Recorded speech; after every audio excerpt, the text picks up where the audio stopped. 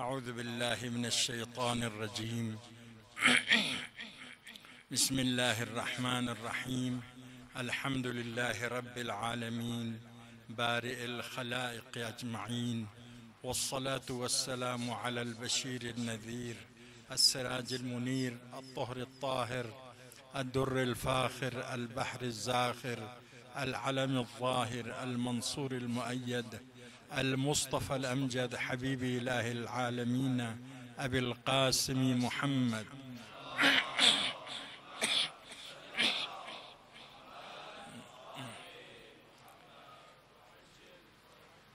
وآله الطيبين الطاهرين المعصومين الذين أذهب الله عنهم الرجس وطهرهم تطهيرا. اللهم صل على محمد وعلى آله.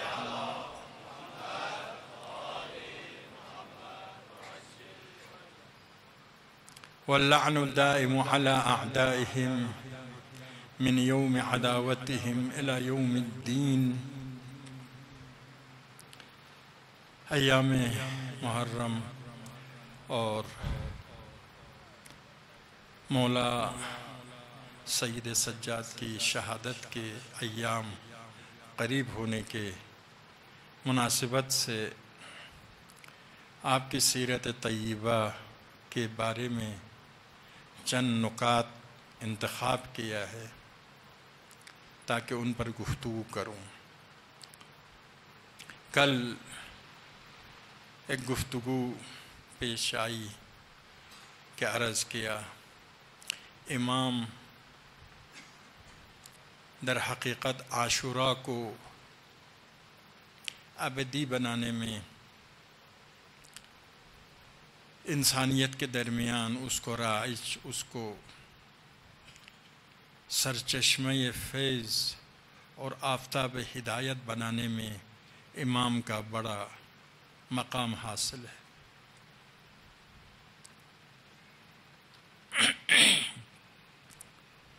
آج یہ جملہ عرض کرنا چاہتا ہوں کہ امامت کا تعلق سیاست سے کیا ہے اور چوتھے امام کا تعلق سیاست سے کیا رہا ہے، اور خود عاشوراء کو باقی رکھنے کی جو آپ کی کارروائی ہے، آپ کی کوشش ہے، بلکہ عاشوراء کو پائے تکمیل تک پہنچانے والے امام ہیں۔ عاشور تک یعنی خون عاشوراء، انقلاب عاشوراء وجود میں لانے والے حسین تھے اور اس کے پیغام پہنچانے والے سید سجاد اور شہزادی ہے۔ عاشوراء کو حسین نے وجود میں لایا، اربعین کو سید سجاد نے وجود میں لایا۔ تو امام کی سیاسی فعالیت اصل میں تاریخ انسانیت میں تاریک ترین باب، تاریک ترین دور سیاسی دور رہا ہے۔ سیاست کا باب جو ہے بدترین دروازہ رہا ہے۔ سارے شیاطین کا ہجوم اسی دروازے سے ہوتا ہے۔ انسانیت کو سب سے زیادہ نقصان پہنچانے والے یہی سیاسی افراد ہوتے ہیں۔ تاریخ گواہ ہے کہ انسانیت کو شیطانیت میں تبدیل کرنے والے سیاست مدار ہوتے ہیں۔ انسانیت کو انبیاء سے، تعالیم الہی سے، انسانی فضائل سے، فطرت انسانی سے، عقل خالص انسانی سے محروم کرنے والے یہی سیاست ہوتی ہے۔ بڑے سے بڑے شیاطین، اعلیٰ قسم کے شیاطین یعنی شیطنت میں اعلیٰ، وہ آپ دیکھتے ہیں کہ سیاسی میدان میں ہوتے ہیں۔ مغز متفکر، مغز ہائے متفکر پوری دنیا میں، پوری تاریخ کے سیاست مداروں کے اعلی کار رہے ہیں، یا خود سیاست مدار تھے یا سیاست مداروں کے اعلی کار تھے۔ تو یہ حقیقت ہے اسی لیے سیاست کے لفظ ایک قسم کے منفی لفظ بن گیا ہے۔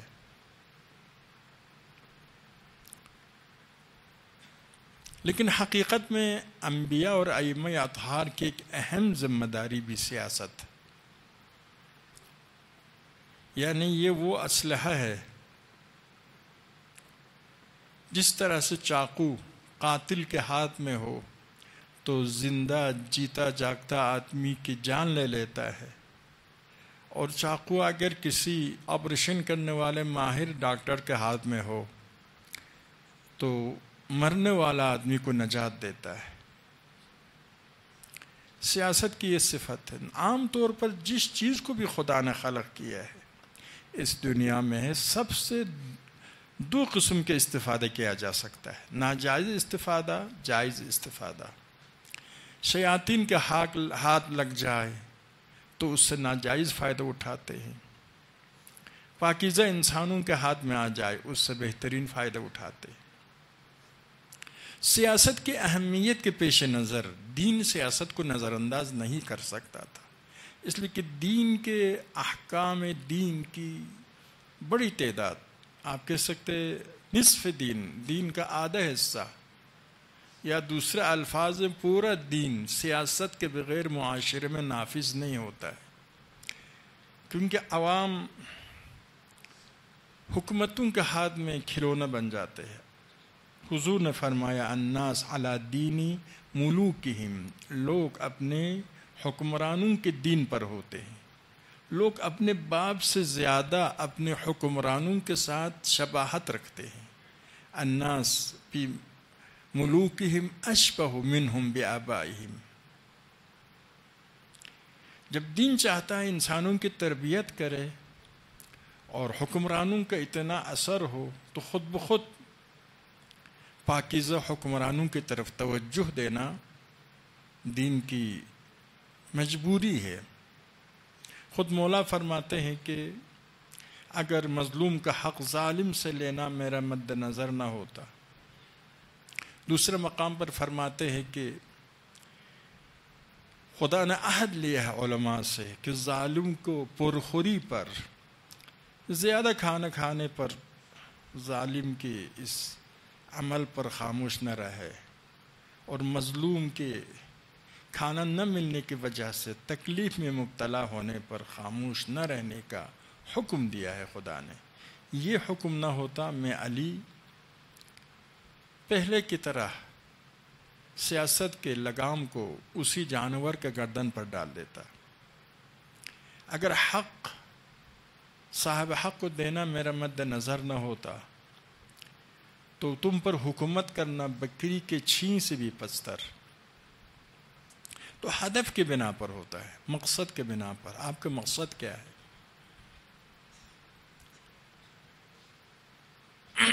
اسی لیے امام یعنی پیشوا، رہبر، جس کی پیروی کرتے، عربی زبان میں اس کا معنی یہی ہے، امام، فارسی میں رہبر، اردو میں قائد کہتے۔ تو امام کے نقش قدم پر چلنا ہے۔ کس حوالے سے؟ امام مختلف حوالوں سے ہے۔ علمی لحاظ سے جس کے نقش قدم پر چلنا ہے وہ علمی میدان میں امام ہے۔ جیسے ہمارے عام مسلمان فقہ میں ائمہ اربعہ رکھتے ہیں، 4 اماموں کے قائل ہے، اور عقائد میں متعدد امام اور ہے، ابو الحسن اشعری ہے، ابن تیمیہ ہے، ماتریدیہ ہے، وغیرہ وغیرہ۔ یہ علمی میدان میں امام ہیں، یعنی علمی میدان میں ان کے نقش قدم پر چلتے ہیں۔ یا سیاسی میدان میں عربی زبان میں حکمران کو امام کہتے ہیں۔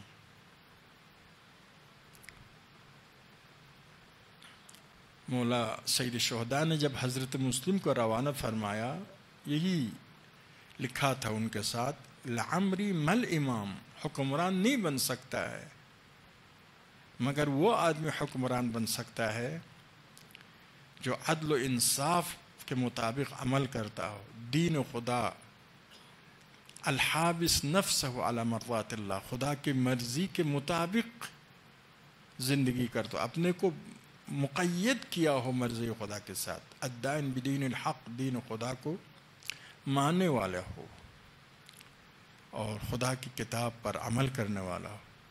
تو اب دیکھ رہے ہیں کہ یہ امام، اور اسی طرح سے کردار میں جس کے نقش قدم پر چلتے ہیں، پیش نماز کو کیا کہتے ہیں؟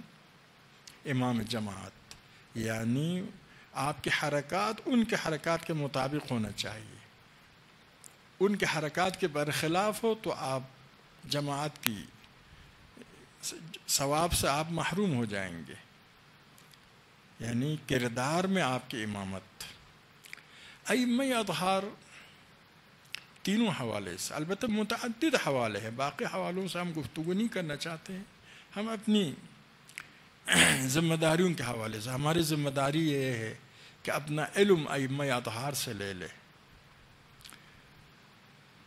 اپنی حکومت ائمہ اطہار کی حکومت میں آپ زندگی کریں، کوشش کرے کہ ائمہ اطہار کی حکومت ہو۔ اسی لیے آخری امام کی جب حکومت آئے گی، اس حکومت کے عاشق سارے مسلمان ہیں، کیونکہ دنیا میں عدل و انصاف، اخلاق و معرفت، خدا پرستی، تمام خوبیوں کا سرچشمہ دنیا بنے گا۔ فرق کیا ہے؟ دنیا تو یہی دنیا ہے، زمین تو یہی زمین ہے، صرف امام میں فرق آیا ہے، رہبر میں فرق آیا ہے۔ تو امام چاروں کی بھی یہی ذمہ داری ہے کہ لوگوں کو علمی لحاظ سے سیراب کرے، علمی امامت، سیاسی امامت۔ کربلا کے قیام کے ایک اہم وجہ سیاسی امامت، اگرچہ علم تھا کربلا میں شہید ہونے والے ہیں، لیکن اس کے باوجود امت کو متوجہ کرنا تھا اس بات کی طرف، اگر اسلام کے لیے خطرہ ہے، اگر امت کے لیے خطرہ ہے، اگر یہ فساد، یہ فتنے، یہ برائیاں معاشرے میں زندہ ہے، اس کے دو وجہ ہے۔ ایک وجہ امام باطل کے وجہ سے ہے، دوسرا امام حق سے محروم ہونے کی وجہ سے۔ آپ نے پہلے ہی خطبے میں فرمایا نا کہ ان اہل بیت النبوہ ومعدن الرسالہ ومختلف الملائکہ، ہم اہل بیت پیغمبر ہے اور معدن رسالت ہے، فرشتے ہمارے ہاں آیا جایا کرتے ہیں، اور رحمتوں کا آغاز ہمارے خاندان سے، رحمتوں کا اختتام بھی ہمارے خاندان سے ہوگا۔ اور وہ یزید رجل فاجر معلن بالفسق قاتل النفس المحترمہ شارب الخمر، یزید ان بدترین کرداروں کا مالک ہے۔ ومثلی لا یبایع مثلہ، یہ کردار ہے، یہ وہ۔ تو آپ فرما رہے ہیں تو حکومت امام چاروں کے بھی ہدف سے باہر نہیں جا سکتی ہے، کیونکہ دین کے اہداف عملی کرنے کے لیے ابھی پوری دنیا میں جو برائیاں ہیں اس کی وجہ کیا ہے؟ ایک علمی وجہ ہوتا ہے، ایک عملی وجہ ہوتا ہے۔ علمی لحاظ سے یعنی لوگ صحیح اور غلط لوگوں کو سمجھ میں نہ آ جائے۔ جب دین نے اسلام کو نازل کیا ہے اور اسلام کے حقیقی مفسر امام ہے، تو امام کے ذریعے تمام حقائق علمی سے پردہ اٹھاتا ہے، اور عملی لحاظ سے ان تمام حقائق کو معاشرے میں نافذ کرے تو دنیا جنت کے نظیر بن جائے گی۔ یعنی جانتا ہو صحیح کیا ہے اور پھر اپنے علم کے مطابق عمل کرتا ہو، ماحول پاکیزہ ہو جائے گا، معاشرہ پاکیزہ ہو جائے گا۔ تو اسی لیے مولا سیاست کو نظر انداز نہیں کر سکتے۔ سارے ائمہ اطہار کہ ہدف یہی ہے، اسلام کو معاشرے میں نافذ کرے، اسلام کو بیان کرے، اسلام کو سمجھائے اور اسلام کو معاشرے میں نافذ کرے اور خود نمونہ عمل بن جائے، اسلام مجسم بن جائے، اسلام کے معلم بھی امام، اسلام کے مجسم بھی امام، اور اسلام کو نافذ کرنے والا بھی امام۔ لیکن اس عظیم ہدف کے مقابل میں اہل باطل کیا کرتے ہیں؟ 3 یا 4 طریقہ کار ان کے پاس ہے۔ ایک، لوگوں کو جہالت میں ڈال دیتے ہیں، لوگوں کو بیوقوف بناتے ہیں، میڈیا کے ذریعے، علماء کے ذریعے، دانشمندوں کے ذریعے، کتابوں کے ذریعے، مختلف جو ذرائع ہر زمانے میں زمانے کے تقاضوں کے مطابق ذرائع ہوتا ہے، اس کے ذریعے لوگوں کو گمراہ کرتے ہیں۔ یوسوس فی صدور الناس ہے نا، شیطان کیا کرتا ہے؟ وسوسہ کرتا ہے، برے کو اچھا، اچھا کو برا دکھاتا ہے۔ مٹیالود پانی سے مچھلی پکڑنا، مچھلی کب پکڑ میں آتا ہے؟ جب پانی کو مٹیالود کریں گے، تو معاشرے کو مٹیالود کرتے ہیں تاکہ حق و باطل کو نہ سمجھ سکے۔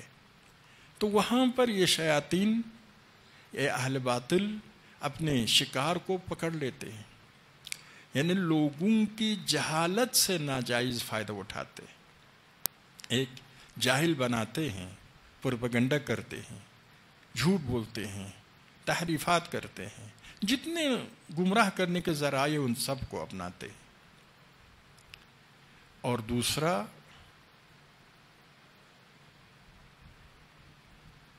صحیح نافذ نہیں کرتے ہیں۔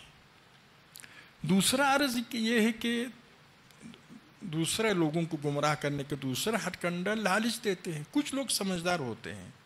ابھی دیکھیے آپ کے ملک میں کچھ مفکرین ہیں، تعلیم یافتہ ہے، بہت اعلیٰ ہے، سمجھتے ہیں کیا کچھ ہو رہا ہے، کیوں کر رہے ہیں، لیکن ان کو خریدتے ہیں، وزارتیں دیتے ہیں، گورنر بناتے ہیں، وزیر اعلیٰ بناتے ہیں، ملک میں پیسہ بھی نہ ہو 87 مشیر و وزیر بناتے ہیں، خلاصہ خریدتے ہیں۔ یہ پوری دنیا میں ہے۔ جب تک لوگ خاموش ہو تو ظاہر ہے بیوقوف بنانے والے بھی ہے، جب لوگ بیوقوف بننے کے لیے تیار ہو، خریدنے والے بھی ہے جب لوگ خریدا جانے کے لیے تیار ہو۔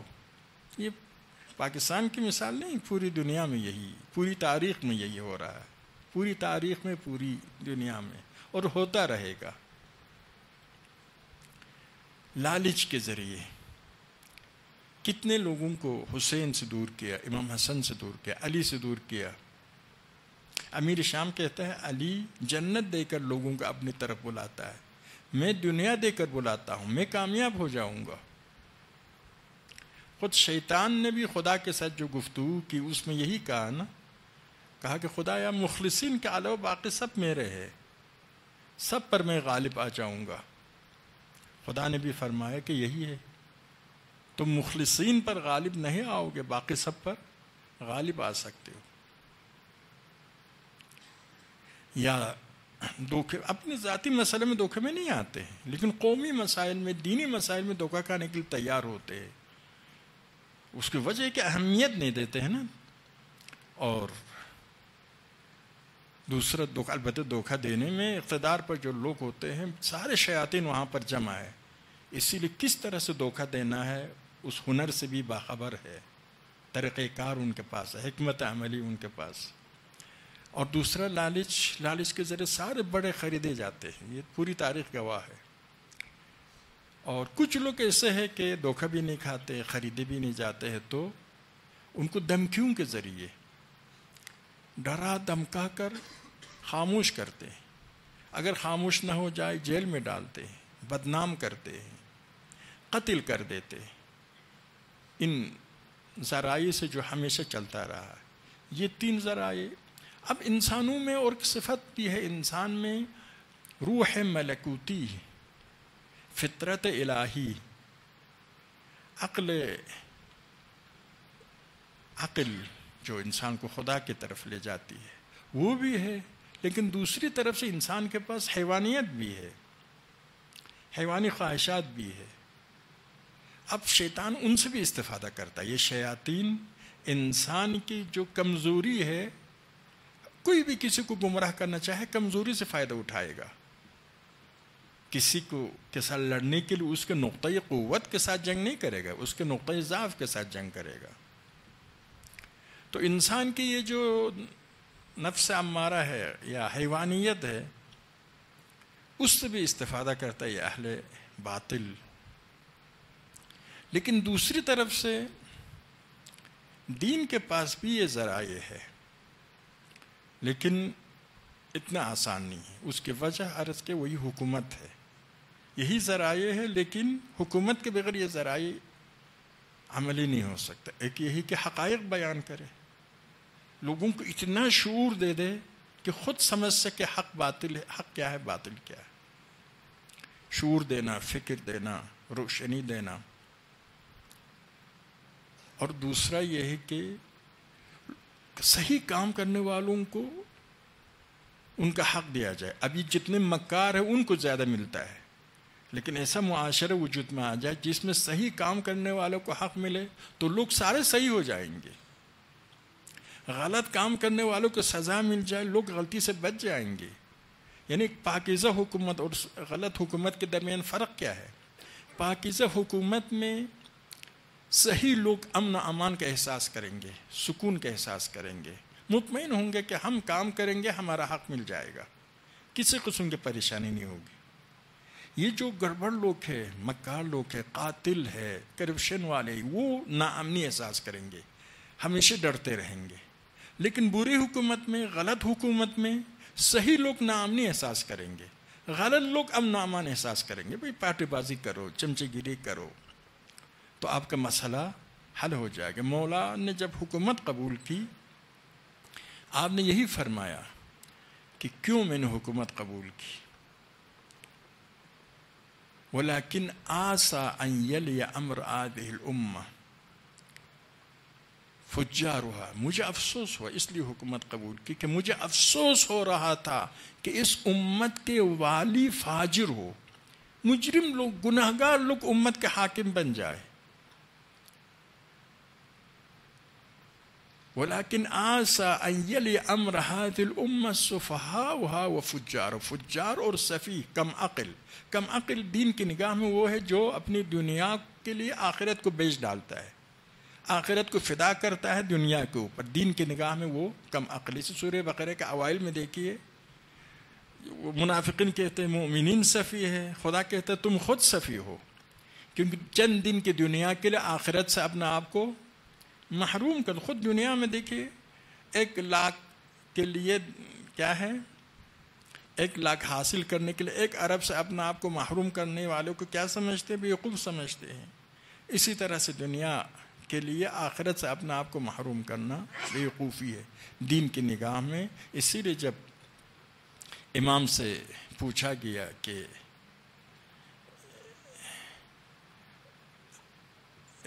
عقل کیا ہے، فرمایا العقل ما عبد به الرحمن واکتسب به الجنان. عقل وہ ہے جس کے ذریعے خدا کی عبادت ہو جائے اور جس کے ذریعے جنت حاصل ہو. تو کسی نے عرض کیا مولا پھر امیر شام کے پاس عقل نہیں تھی، وہ تو بڑا تیز تھا، بڑا سیاست مدار تھا. امام نے فرمایا تلک الشیطنہ تلک النکرا، وہ شیطنت ہے، وہ برائی ہے. یعنی ہر مکاری کو ہم عقل مندی نہیں کہتے. دین کے معیار میں عقل وہ ہے انسان کو خدا تک لے جائے. تو عرض یہ کر رہا تھا کہ یہ حرب دین کے پاس بھی حقائق سے آگاہ کرنا ایک، پھر صحیح آدمیوں کو ان کا حق دینا، غلط آدمیوں کو سزا دینا دنیا میں اور آخرت میں بھی. جنت و جہنم کا مسئلہ ہے کہ حقائق تک پہنچنے والے جنت میں بھی معرفت کے مطابق انسان کا درجہ بلند ہوتا ہے، بلکہ حدیث میں شیوعوں کا درجہ معرفت کے مطابق بلند ہوگا. خود شیعیان اہل بیت کے درجہ بھی ان کے معرفت کے مطابق بلند ہو جائے گا،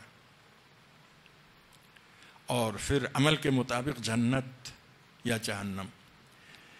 لیکن عرض کہ حکومت جس کے ہاتھ میں، وہ ان وسائل سے بہتر فائدہ اٹھا سکتا ہے. اس کے پاس وسائل ہے، تینوں وسیلے سے بہتر فائدہ اٹھا سکتا ہے. اسی لیے اقتدار عام طور پر تاریخ گواہ ہے کہ اہل باطل کے پاس رہا. اس کے بھی اپنے وجوہات ہے، اس کے اپنے دلائل ہے، اپنے وجوہات ہے، کوتاہیاں ہے. تو یہ ایک درود پڑھیے محمد آل محمد.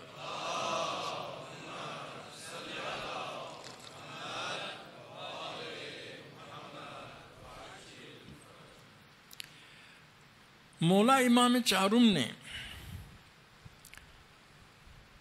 یہ جو سیاست اپنائی، اس سیاست میں آپ جانتے ہیں ائمہ اطہار کے ہدف ایک ہے، ہدف تک پہنچنے کا طریقہ بھی ایک ہے۔ وجہ یہ کہ وہ حقیقت کو جانتے، منزل کو بھی جانتے ہیں، اس منزل تک پہنچنے کے صحیح راستوں کو بھی جانتے ہیں، لیکن پھر فرق کیوں ہوتا ہے؟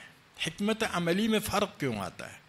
ہم بسا اوقات ہمارے جو سیاست مدار ہوتے ہیں ان میں اختلاف ہو، اس کی وجہ بعض اوقات ہدف ایک نہیں ہے، ایک کا ہدف باطل ہے، ایک کا ہدف حق ہے، ایک کا ہدف دنیا ہے، ایک کا ہدف آخرت ہے۔ بعض اوقات دونوں کا ہدف آخرت ہے لیکن طریقہ کار ایک جیسے نہیں ہے، سمجھ میں نہیں آتا ہے کہ کس طریقے سے ہم اس ہدف تک پہنچ سکتے۔ ائمہ میں یہ دونوں مسئلہ حل ہے۔ پھر ائمہ کے طریقہ کار مختلف ہونے کی وجہ مختلف یقیناً تھا۔ شیخ صدر کی ایک کتاب پوری اسی موضوع پر ہے کہ ائمہ ہدف ایک، طریقہ کار مختلف۔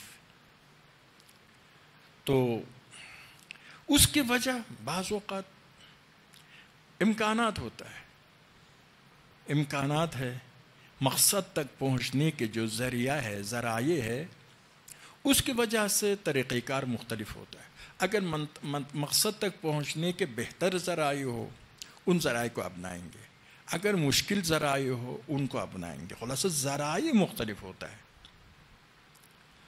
اور بعض اوقات ساتھ دینے والے مؤمنین فرق ہوتا ہے۔ بعض اوقات کربلا میں 72 ہے، ان کے ساتھ شہید بھی ہو جائے اور گھوڑے بھی دوڑے، تب بھی ابد تک یزیدیت کو شکست دے سکتا ہے۔ یعنی اس جنگ میں مقصد کی کامیابی ہے۔ بعض اوقات ایسے مومنین ساتھ ہے کہ اتنے مخلص نہیں ہیں، امام سے کہتا ہے آپ پر سلام ہو، آپ نے ہمیں ذلیل کیا، نعوذ باللہ۔ پیغمبر پر بھی ایسے اعتراض کرتے تھے، خدا پر بھی اعتراض کرتے لوگ، آپ نے دیکھا ہوگا، سنا ہوگا، کچھ لوگ عدل الہی کی کتابیں ہیں، مجلدات ہے، لوگوں نے جو اعتراض کیا خدا پر اس کے جواب میں۔ تو عرض یہ ہے کہ ساتھ دینے والوں کی وجہ سے طریقہ کار مختلف ہو سکتا ہے۔ دشمن کی حکمت عملی، دشمن بعض اوقات مکار ہے، اس کے ساتھ الگ حکمت عملی اپنانا ہے۔ بعض اوقات دشمن لڑاکو ہے، طاقت کا استعمال صرف کرتا ہے۔ امیر شام اور یزید کے درمیان ایک بنیادی فرق یہی تھا۔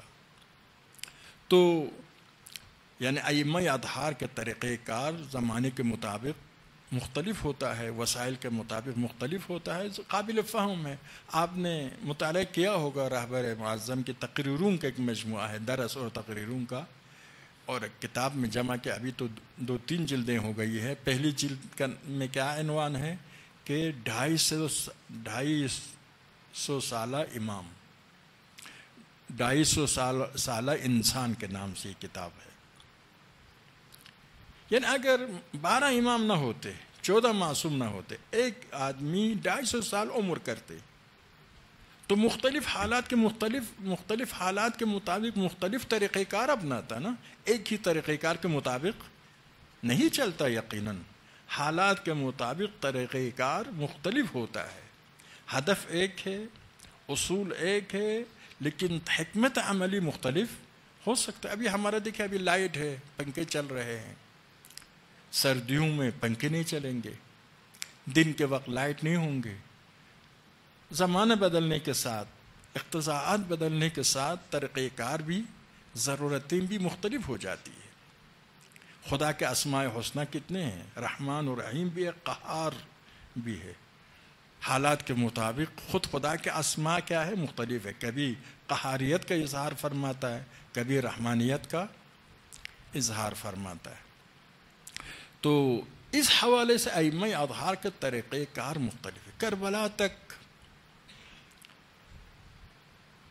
ائمہ اطہار اسلام کو بچانا چاہتے تھے، اسلام کا وجود خطرے میں تھا۔ جس طرح سے سابقہ ادیان نابود ہو گئے، اسلام کے لیے بھی یہ خطرہ تھا، اس لیے اسلام کو بچانا چاہتے تھے۔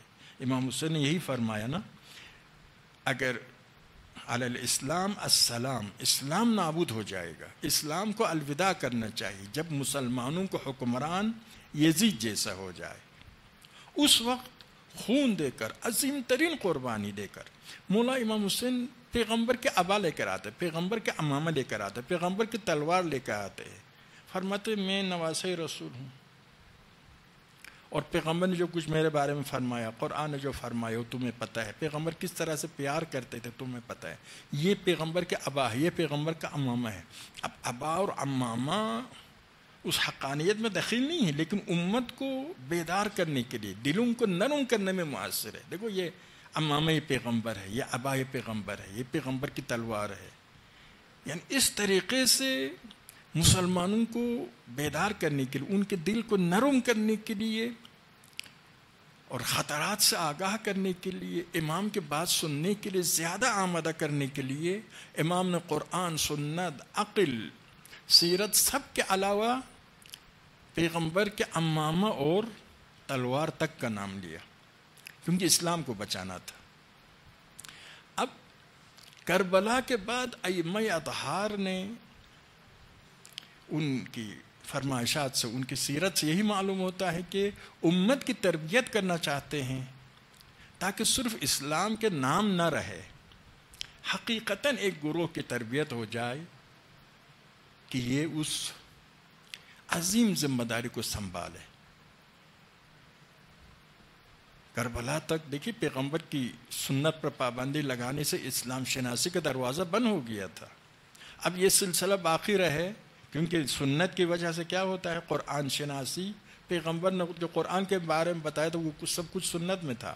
پیغمبر نے قرآن کے علاوہ جیسے سورہ جمعہ میں فرماتا ہے یعلمہم الکتاب والحکمت، حکمت کی باتیں بتائی تھی وہ بھی، اور اہل بیت کے بارے میں جو کچھ بتایا تھا۔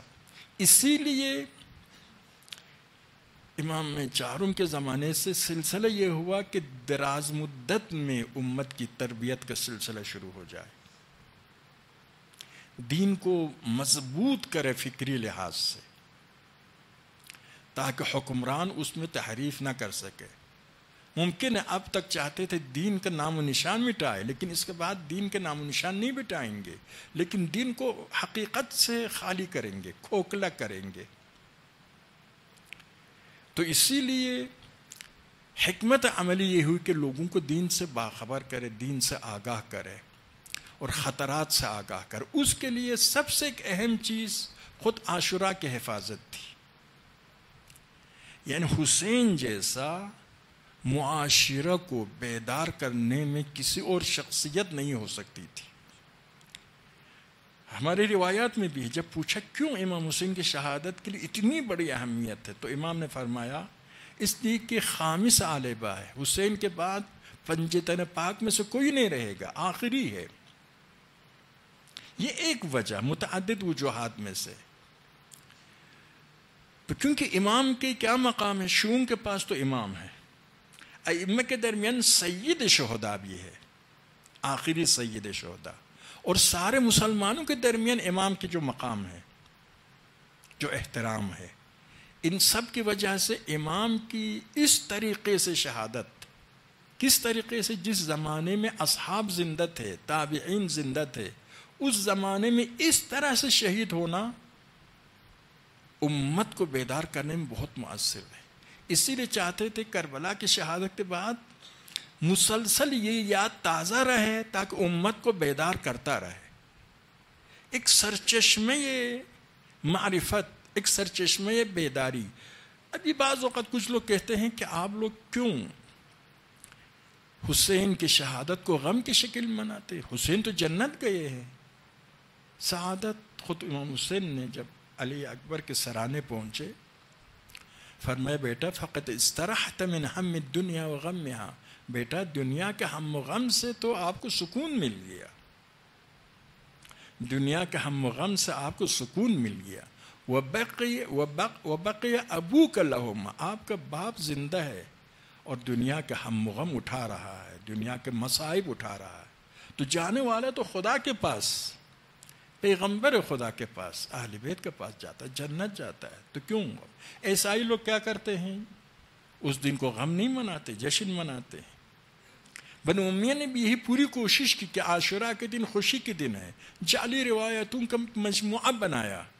حضرت آدم حوا سے ملاقات ہوئی، حضرت نوح کی کشتی کو نجات ملی، وغیرہ وغیرہ. تو کیوں غم کی شکل میں مناتے ہیں جبکہ کامیابی ہوئی ہے؟ یہاں پر ایک شہید مرتضیٰ مطہری کی کتاب آپ نے یقیناً مطالعہ کیا ہے.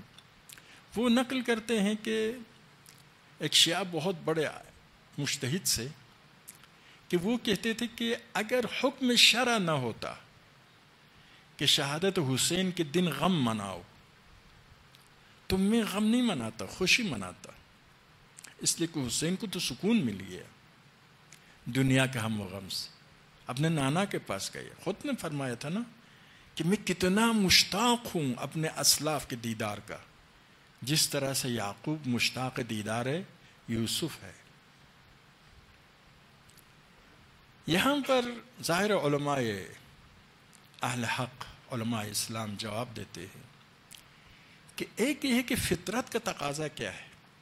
جب حسین کی شہادت کو دیکھے، شہادت میں جو حالات پیش آئے ہیں، ظلم کے داستان کو دیکھے، جس داستان کی طرح داستان پوری تاریخ میں نہیں ہے، ان چیزوں کو دیکھ کر کوئی حسین سے محبت کرتا ہے، عشق کرتا ہے، آئے مودت کا تقاضا ہے، محبت کرتا ہے اور سنتا ہے حسین پر جو مصیبتیں آئی، جو ظلم ہوا، تو پھر کوئی خوش ہو سکتا ہے؟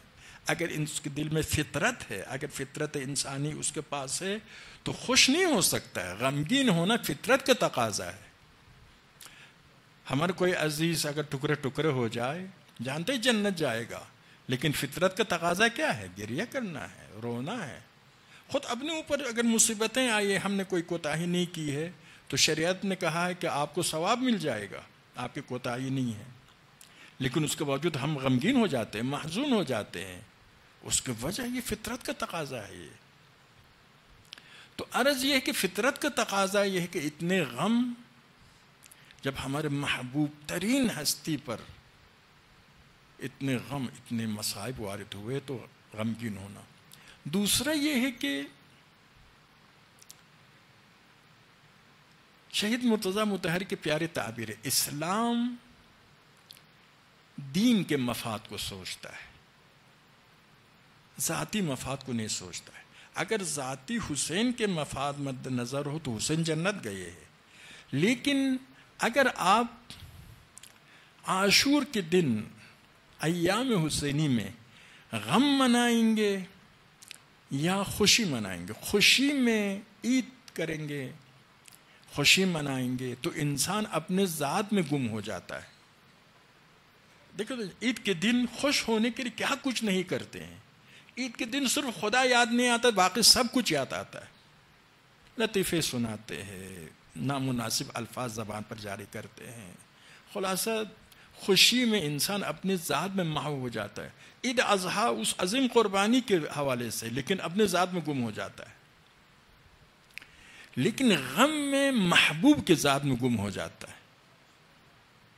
اسلام چاہتا تربیت کرے، ہر مومن ذات حسین میں گم ہو جائے، کربلا والوں کی شخصیت میں گم ہو جائے. گم ہونا یعنی فانی ہونا، فانی ہو. دین چاہتا ہے کہ سارے خدا کی ذات میں فانی ہو، خدا والوں کی ذات میں فانی ہو. تو غم اس لیے مناتے ہیں تاکہ انسان ذات حسین میں فانی ہو جائے. جس ہستی کا غم مناتے دیکھتے ہیں کہ کیوں اتنی مصیبتیں اس پر پڑی، اس نے دین کے لیے اتنی مصیبتیں برداشت کی، تو پھر میں بھی تیار ہوتا ہوں دین کے لیے برداشت کرنے کے لیے. اس نے دین کے لیے اتنی قربانیاں پیش کی، تو میں کیوں اس دین کے ساتھ خیانت کروں جس کے لیے حسین نے اتنی قربانیاں پیش کی. کم از کم اپنے حد تک کچھ نہ کچھ کروں. تو دیکھیے، تو اسی لیے سید سجاد نے باطل کے ساتھ مقابلہ کرنے کے لیے، امت کی تربیت کے لیے عاشوراء کے حفاظت کا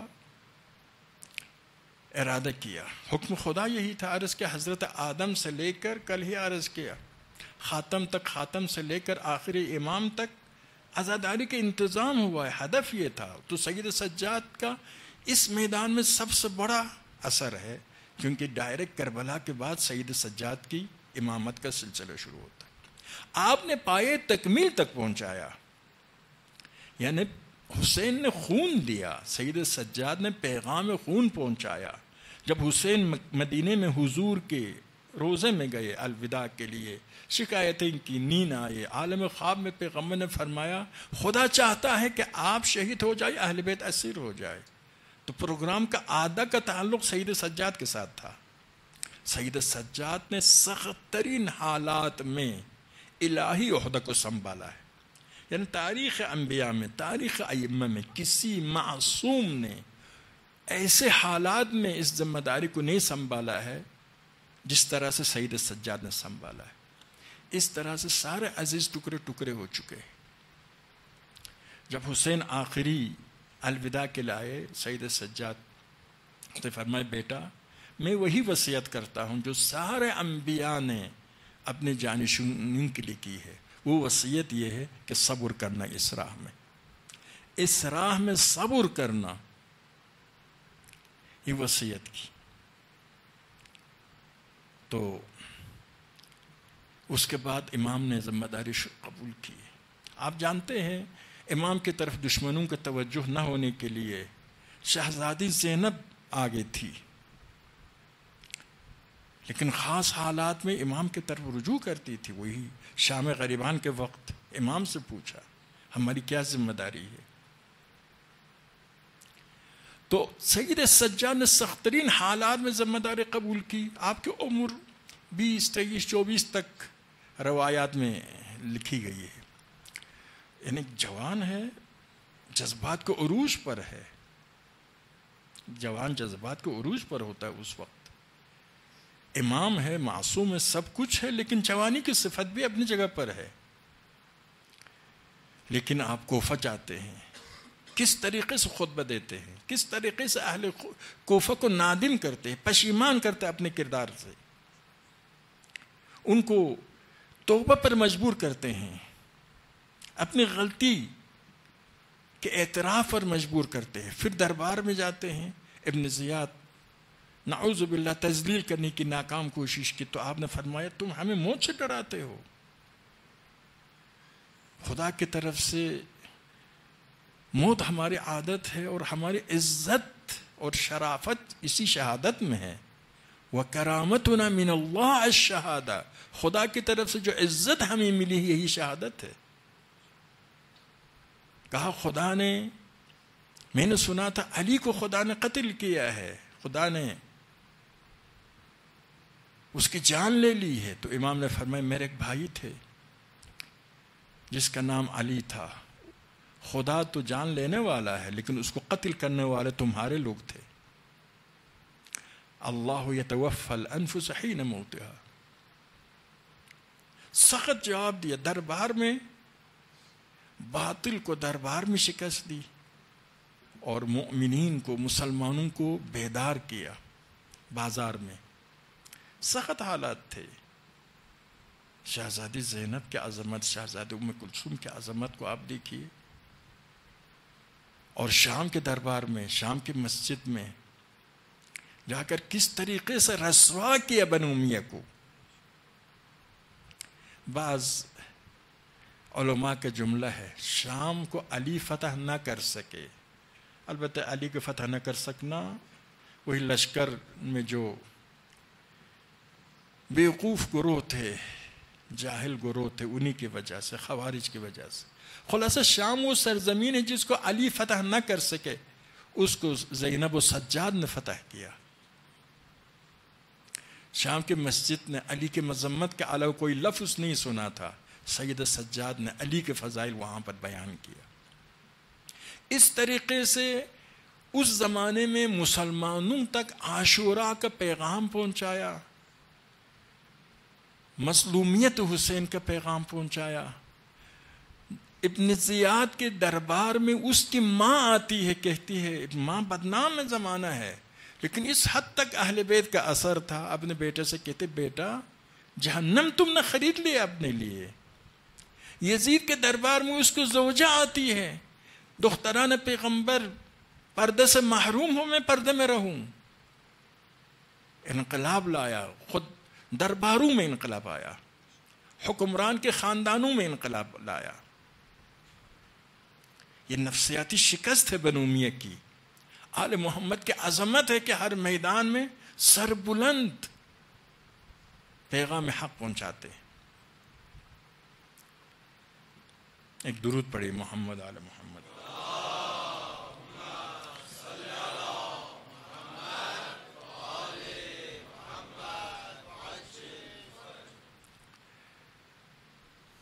یہاں پر رہبر معظم انقلاب کا ایک جملہ ہے کہ کربلا میں شہداء نے بھی جو شہید ہوئے اور اسرا نے بھی، دونوں نے 4 باتوں کا خصوصی خیال رکھا. ایک یہ ہے کہ وہ غم کربلا کو، مصائب کربلا کو سناتے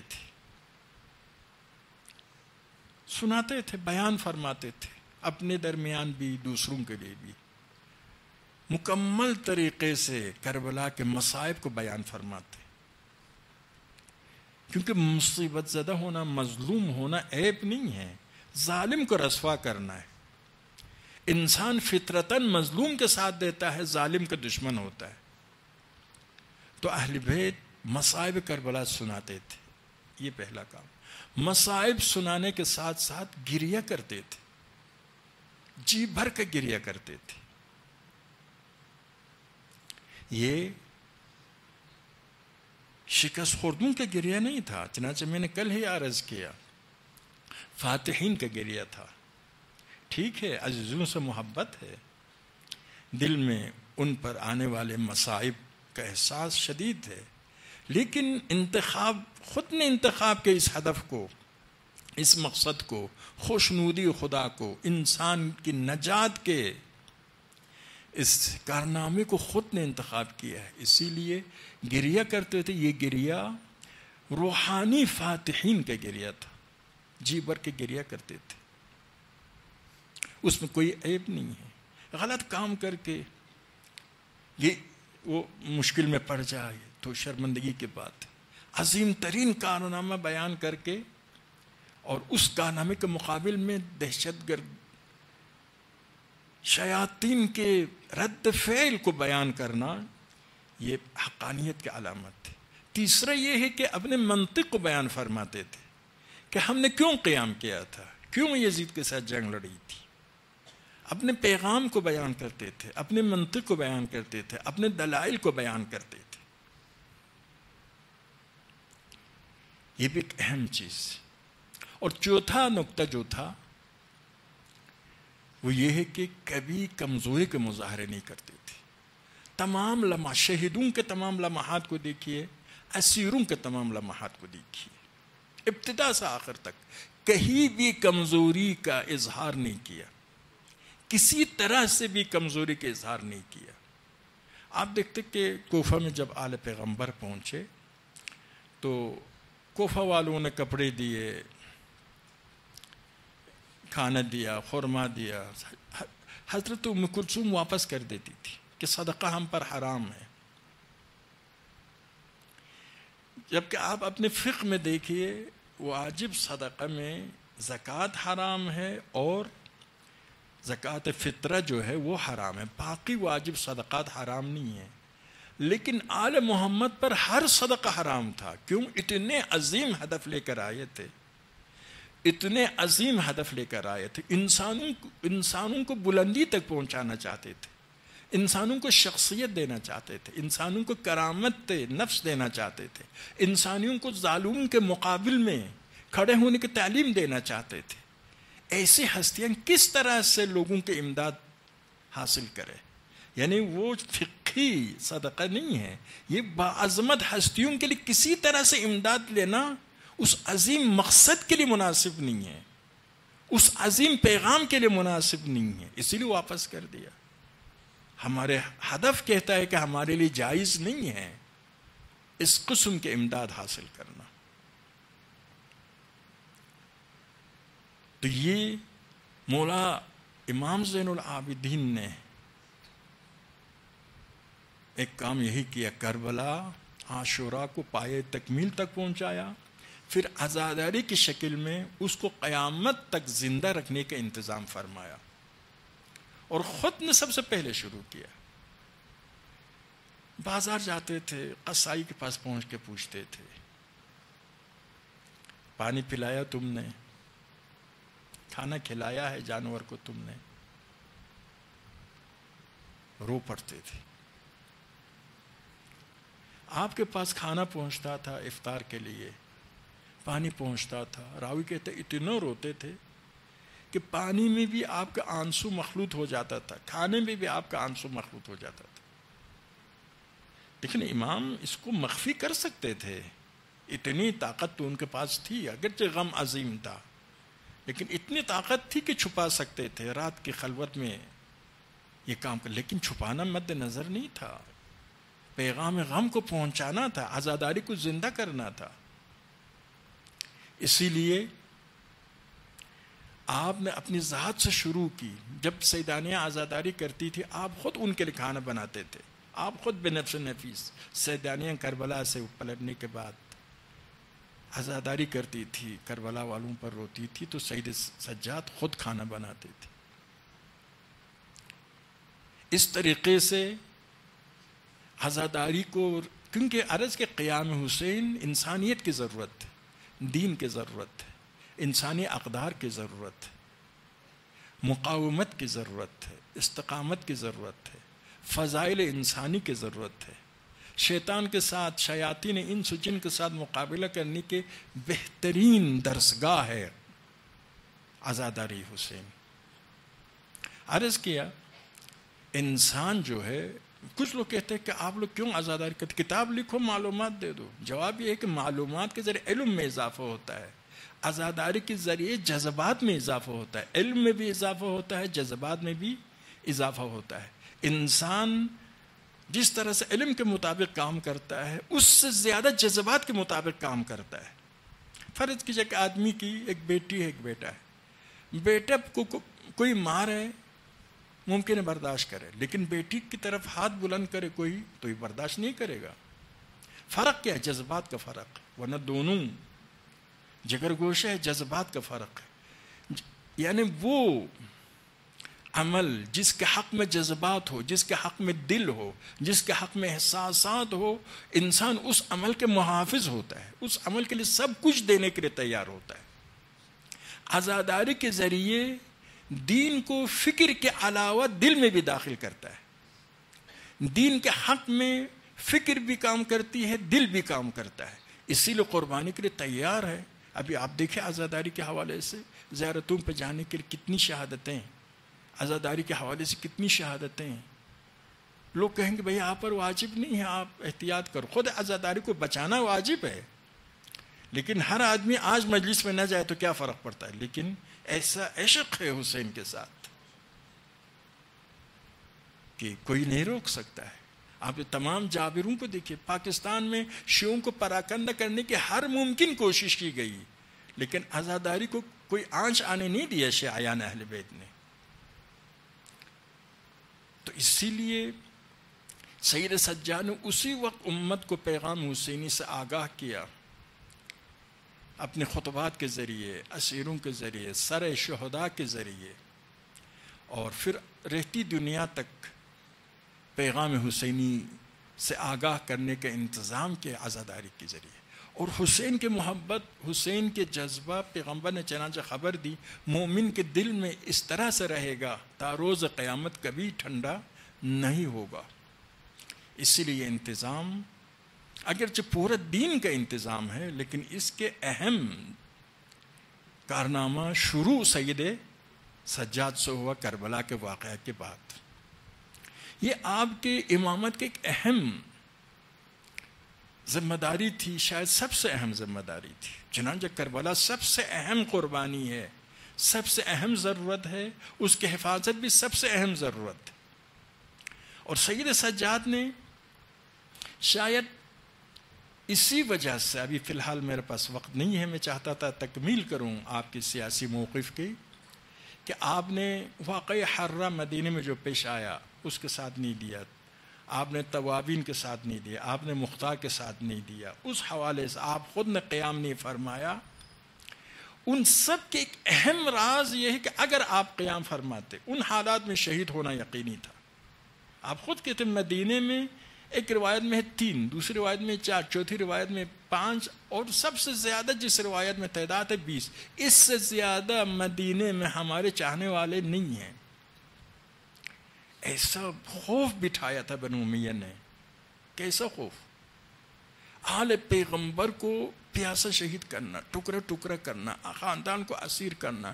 اس وجہ سے سارے مسلمان اتنے ڈر گئے تھے. خاندان کو اسیر کیا، سروں کو بالائے نیزہ بلند کیا، لاشوں پر گھوڑے دوڑائے. یہ خبر جب امت تک گئی، سارے امت اپنے اپنے گھروں میں ڈر گئے کافی. اس طریقے سے جرأت شجاعت ختم کی تھی. تو ایسے حالات میں سید سجاد قیام فرماتے تو شہید ہونا تھا. شہادت کوئی مشکل نہیں ہے، ہم شہادت کے عاشق ہیں، لیکن وہ سب سے عظیم ذمہ داری جو عاشوراء کے حفاظت کی ذمہ داری ہے، عاشوراء کو آنے والے نسلوں تک پہنچانے کی ذمہ داری ہے، اس سے امام رہ جاتے ہیں، وہ انجام نہ پاتا. اسی وجہ سے ان خود نے بھی قیام نہیں فرمایا، ان قیاموں میں بھی حصہ نہیں لیا. امت کو قیام کی ضرورت پیش کرنا، قیام کا پیغام پیش کرنا، دین کی نسبت میں ذمہ داری کو بتانا، اور انسانوں کو اہل بیت کے پیغام سے آگاہ کرنے کے لیے کربلا کو زندہ رکھنا کافی تھا.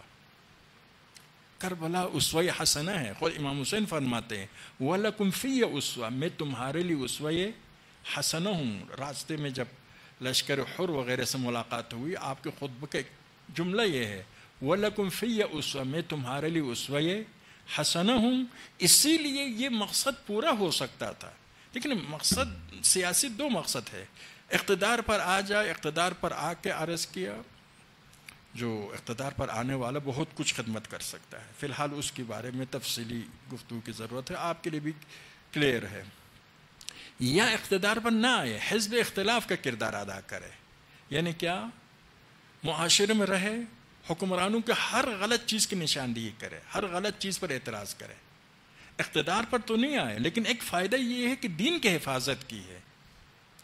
خلفائے اموی، خلفائے عباسی دین کے خلاف کوئی سازش کرتے تو اہل بیت اور اہل بیت کے ماننے والے فوراً اعتراض کرتے، تو وہ ڈر جاتے. پہلے ہی دین کی خلاف ورزی کرنے کی جرأت نہیں، سازشیں کرتے تھے لیکن کھل کر دین کی خلاف ورزی کرنے کی جرأت نہیں کرتے تھے. اگر جرأت کرے تو مخالفت اہل بیت، مخالفت شیعیان اہل بیت کا سامنا کرنا پڑتا تھا. تو یہ دوسرا سیاست سارے ائمہ نے اپنایا، ایک امت کی تربیت کی، دوسرا ظالموں کی مخالفت کرتے تھے ان کے جرائم کے مقابل میں، تیسرا عاشوراء کو زندہ رکھ کر ایک شجاع، نڈر، بہادر، خدا کے لیے قربانی دینے والے انسانوں کی تربیت کا انتظام کیا عاشوراء کے علم کے نیچے. ایام محرم ہے، ہم اسی لیے منا رہے ہیں ایام محرم کو. حکم دین ہے، حکم شریعت ہے، فطرت کے بھی تقاضا ہے. اپنے بزرگوں کے دن منانا سارے انسان، یہ انسانیت سے جو محروم لوگ ہیں وہ نہیں مناتے ہیں، ورنہ سارے انسان اپنے محسنین کے دن مناتے ہیں. پوری دنیا میں آپ دیکھیے، پوری تاریخ میں دیکھیے. اور مودت اہل بیت کا تقاضا بھی یہی ہے کہ اگر آپ محبت کرتے ہیں تو اپنے محبوب پر جب اتنی مصیبتیں آئی ہے تو تم یاد کرو. اگر محبوب پر اتنی مصیبتیں آئی ہے اور تمہیں کوئی فکر بھی نہ ہو تو محبت جھوٹی ہے، سچی محبت نہیں ہے. اور لیکن عرض کیا حسین نے، اہل بیت نے، دین نے یہ پیغام ہمیں دیا ہے تاکہ انسانیت کے نجات کا، ہماری نجات کا انتظام ہو جائے. غم حسین کے عظیم ثواب، عظیم فضائل روایات میں کثرت کے ساتھ آیا ہے، آپ سب کو پتہ ہے. ایسی مصیبتیں کربلا میں آئی، ایسی مصیبتیں کربلا میں آئی جو عرب معاشرے میں، عرب کے مشرک معاشرہ، کافر معاشرے میں بھی اس قسم کی مصیبتیں نہیں آتی تھی۔ جب کوئی جنگ ہو جاتی تھی اور ایک گروہ مارے جاتے تھے، ان کے لاشوں پر گھوڑے نہیں دوڑاتے تھے۔ یہ عرب کے مشرک معاشرے میں بھی یہ رسم نہیں تھا۔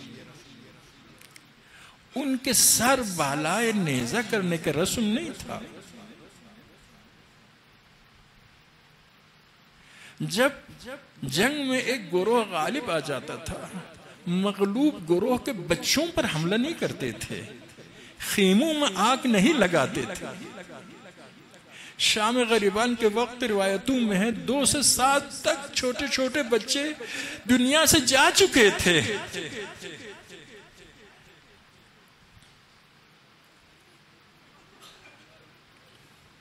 اور جب جنگ ہو جاتی تھی تو مقتولین کے آخری کپڑا تک غارت نہیں کرتے تھے۔ کربلا میں اس طرح سے کپڑوں کی غارت ہوئی کہ شہیدوں کا پہچاننا ناممکن ہو رہا تھا۔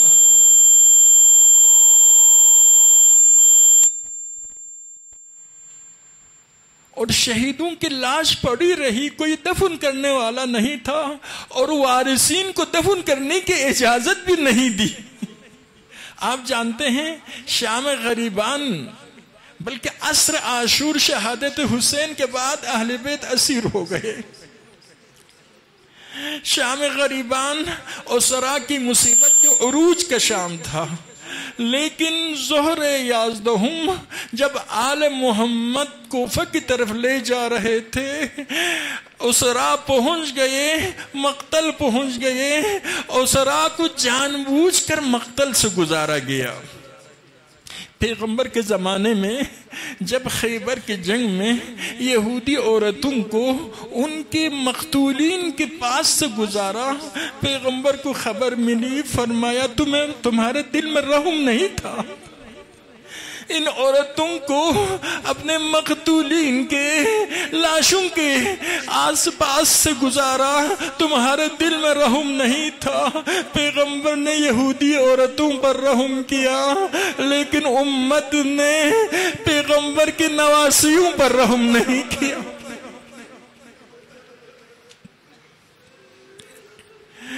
جب اسرائے آل محمد کا گزر مقتل سے ہوا، شہزادی زینب سید سجاد کے خیال رکھتی تھی، سید سجاد کی حالت غیر ہو گئی۔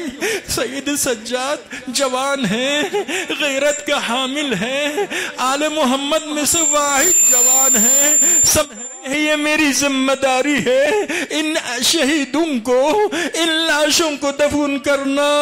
جب آپ کی نگاہ لاشوں پر پڑی، آپ کی حالت غیر ہو گئی، آپ کی حالت غیر ہو گئی۔ آپ نے جب یہ حالت شہزادی نے دیکھا، فرمایا بیٹا میں کیا دیکھ رہی ہوں؟ آپ یادگار نبوت ہے، آپ یادگار امامت ہے، آپ امام زمان ہیں، آپ کی یہ حالت، آپ سالار قافلہ ہے، آپ پر سب کی نگاہیں ہیں، آپ پر سب کا توجہ ہے، آپ سب کا سہارا ہے۔ سید سجاد فرماتے ہیں پھپھی اماں میں کس طرح سے صبر کر سکتا ہوں؟ ان اشقیاء نے اپنے مردوں کو دفن کیا ہے، لیکن ہمارے شہداء کو دفن نہیں کیا ہے۔ ایسا معلوم ہوتا ہے ان کی نگاہ میں ہمارے شہداء، ہمارے عزیز مسلمان بھی نہیں۔ شہزادی زینب نے سید سجاد کو تسلی دی، ام ایمن کی حدیث سنائی، یہ مظلومیت باقی نہیں رہے گی، یہاں پر بارگاہ بنے گا، علم بلند ہوگا، ایسے لوگ آئیں گے جن کو زمین والے نہیں جانتے ہیں لیکن اہل آسمان جانتے ہیں۔ پھر شہزادی زینب حسین کی لاش ڈھونڈنے گئی. حسین کی لاش تک کس طرح سے پہنچی خدا جانتا ہے. حسین کی خوشبو نے زینب کو اپنی طرف بلایا. ایک ایسی جگہ جہاں پر پتھر جمع ہے, تلوار ٹوٹی ہوئی تلواریں جمع ہیں, تیر جمع ہیں, نیزے جمع ہیں. احساس کیا حسین کی لاش یہی پر ہے. ایک ایک کر کے پتھروں کو ہٹایا, نیزوں کو ہٹایا. سب کو ہٹانے کے بعد حسین کی لاش نکل آئی. زینب کی نگاہ پڑی, پوچھا انت اخی انت ابن والدی, آپ میرا بھائی حسین ہیں, آپ علی کے نور چشم ہیں. زینب کو تعجب ہو رہا ہے. پھر ایک واقعہ آپ کی خدمت میں عرض کروں, کیونکہ زینب کی نگاہ حسین پر پڑی. آپ کی حالت, آپ کے کپڑوں کی غارت, آپ ایک تاریخ میں واقع آیا ہے. عمر ابن عبدود جب مارا گیا, اس کی بہن آئی اس کی لاش پر بہن آئی. دیکھا کہ اس کے قیمتی کپڑے, قیمتی سامان جنگ اس کے جسم پر ہے. سونے کی پیٹی تھی وہ بھی اپنی جگہ پر ہے. اس نے ایک شعر کہا, اس شعر میں یہی کہا, بھیا آپ پر گریہ نہیں کروں گی اس لیے کہ تیرا قاتل کوئی بزرگوار ہستی ہے جس نے تیری بے عزتی نہیں کی, تیرے عزت کا خیال رکھا. لیکن زینب حسین کی لاش پر آئی, کیا دیکھتی ہے؟ آخری پیراہن جو حسین کو دیا تھا وہ بھی حسین کے جسم آدھار پر نہیں تھا. مدینے کی طرف رخ کیا. السلام علیکہ یا جدہ, صلی علیک ملک السماء. نانا خدا کے فرشتوں کا درود ہو آپ پر, یہ آپ کا حسین ہے. شاید زینب یہی سوچ رہی تھی, یہی وہی حسین ہے جس کو آپ بوسہ دیتے تھے, جس کے پورے جسم کو بوسہ دیتے تھے. جناب سیدہ کی خدمت میں آ کے فرمایا, سیدہ حسین کی گریہ کو میں برداشت نہیں کر سکتا.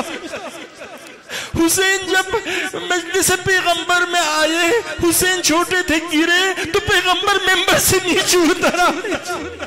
یا رسول اللہ یہ آپ کا حسین ہے, اپنے خون میں غلطان ہے, کپڑوں کی غارت ہوئی ہے, پیاسے شہید ہوئے ہیں. زینب پر کیا گزرا خدا جانتا ہے. روایت میں ہے حضرت حمزہ جب شہید ہوئے تھے, حمزہ کی بہن آنا چاہتی تھی. حضرت حمزہ کو دیکھنے کے لیے پیغمبر نے پہلے ہی سے منع کیا تھا, کیونکہ آپ جانتے ہیں حمزہ کے جسم ادھر کے چند حصہ کاٹ دیے گئے تھے, مسلح کیا گیا تھا تاکہ بہن کی نگاہ بائی کے ان زخموں پر نہ پڑے. منع کیا تو حضرت حمزہ کی بہن صفیہ نے عرض کیا, میں جانتی ہوں حمزہ کے ساتھ مسلح کیا گیا ہے, میں برداشت کروں گی, میں صبر کروں گی, مجھے اجازت دے. تو پیغمبر نے فرمایا اجازت دو, لیکن اس کے آنے سے پہلے حضرت حمزہ کے جسم اطہر پر کپڑا ڈال دیا گیا. آپ کے پائے مبارک کے کچھ حصہ باقی تھا, اس پر گاز ڈال دیا تاکہ بہن کی نگاہ بائی کے زخموں پر نہ پڑے. لیکن حسین کے کتنے زخم تھے جناب شہزادی. الا لعنت اللہ علی القوم الظالمین وسيعلم الذین ظلموا أي منقلب ينقلبون.